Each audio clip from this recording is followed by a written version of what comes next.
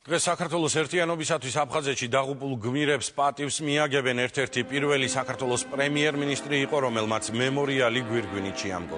დღესვე ადგილზე აფხაზეთის ავტონომიური რესპუბლიკის მთავრობისა და აფხაზეთის უმაღლესი საბჭოს წევრები, ასევე თავდაცვის სამინისტროს ვეტერანთა საქმეების დეპარტამენტის წარმომადგენლებიც მივიდნენ. შეგახსენებთ, დღეს საზოგადოება კიდევ ერთხელ იხსენებს 1993 წლის 15-16 მარტს აფხაზეთში განვითარებულ მოვლენებს. 20 წლის წინ ქართულმა არტილერიამ რუსის სამხედროებისა და სეპარატისტების ყველაზე დიდი მასშტაბის იერიში მოიგერია.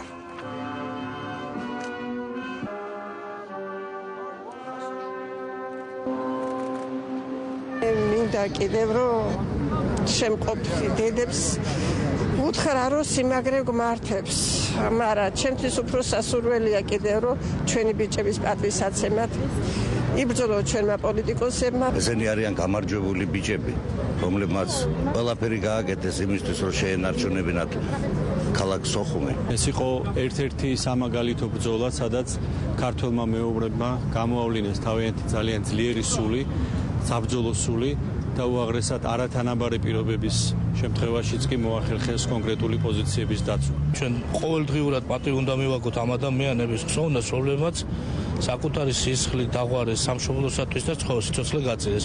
იმისათვის, რომ ჩვენ ერთიან ნათელ რამა საქართველოში ვიცხოვროთ. ჩვენი ცოცხალი ადამიანების ვალია მივაგოთ პატივი მათ, ავანთოთ სანთლები მათი ხსოვნისათვის და ყოველთვის ვცეთ პატივი ჩვენი ქვეყნის ერთიანობისთვის დაღუპულ ადამიანებს. საქართველოს უახლეს ისტორიაში ძალიან ბევრია უმძიმესი დღეები და ერთ-ერთი ასეთი ტრაგიკული დღე იყო 20 წლის წინ, როდესაც სოხუმზე იერიში დაიწყო. მაშინ ჩვენმა არტილერიამ ძალიან გამოიჩინა თავი, ძალიან ბევრი ადამიანი დაიღუპა. ნათელში ამყოფოს ყველა იმ ადამიანის სული, ვინც საქართველოსთვის თავი გაწირა. მებრძოლები, გმირები, რომლებიც შეეწირნენ ამ კონკრეტულ ოპერაციას და ზოგადად საქართველოს ერთიანობისათვის ბრძოლას, ისინი არიან გმირები და მათ სახელები დაუვიწყარი იქნება საქართველოს ყველა თაობის ადამიანებისათვის.